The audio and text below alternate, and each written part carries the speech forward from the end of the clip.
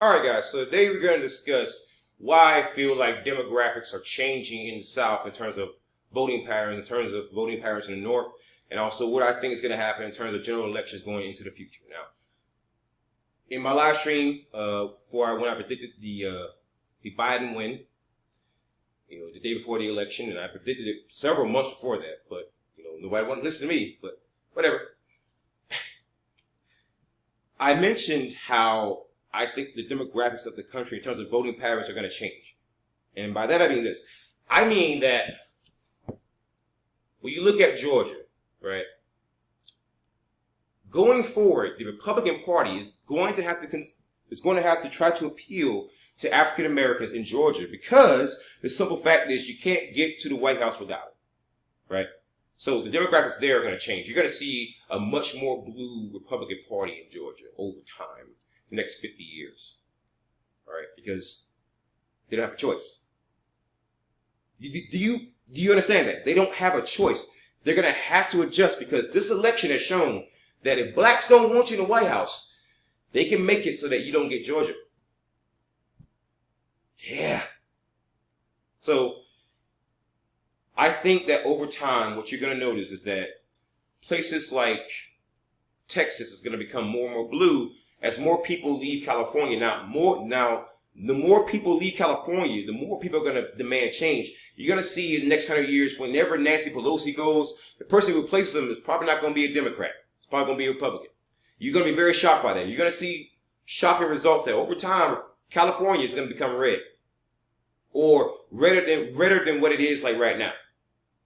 Washington State, the same thing. You're going to notice the same thing because the reason why I say this is because there's been some groundwork laid in certain states to make that transition a lot more seamless. Like, for example, in Washington State, there's places like Kent that's very red. There's places in Washington State that's very red. It's a blue state, but if you look at some of the laws here, it's not very bluish. All right? Now, I understand Antifa is here. I understand that you got some hardcore lefties here. But there's a reason why I keep doing this. I'm open carrying here. I've seen grandmas walk up and down the street with AK-47 strapped to their back. There are red states you could not do that in right now. The home state of South Carolina that I spent more than 30 years in, you couldn't do that. Nope. But you can do that here in Washington State, a blue state. So there's groundwork in terms of the laws that have already been laid for that. All right. So I want you to slowly start noticing that people are going to notice some of the far left policies that are happening up in the northern region. And the northern regions, anyways, are more. And call me racist, call me whatever you want to call me, but white folk tend to like colder climates and black folk tend to like warmer climates. That's just what it is. So it's natural that the South turns bluer, as you're noticing with Atlanta and Texas and even South Carolina. I mean, Lindsey Graham had a scare of his life, man. All right? And those minority numbers are not shrinking. They're growing. So, being that it's warmer climates, a lot of black folk like warmer climates. All right? That's just what it is. You don't see a whole lot of black folks out, at freaking Breckenridge, okay? Skiing and shit. It's not not just that we typically, a lot of us can't like afford to do that. It's just that even if we could afford to do that, we ain't doing that shit. All right, white folk are the only people that's gonna pick, Breckenridge over like Miami Beach. If I had a choice, I mean, I know I'm in a very cold state now.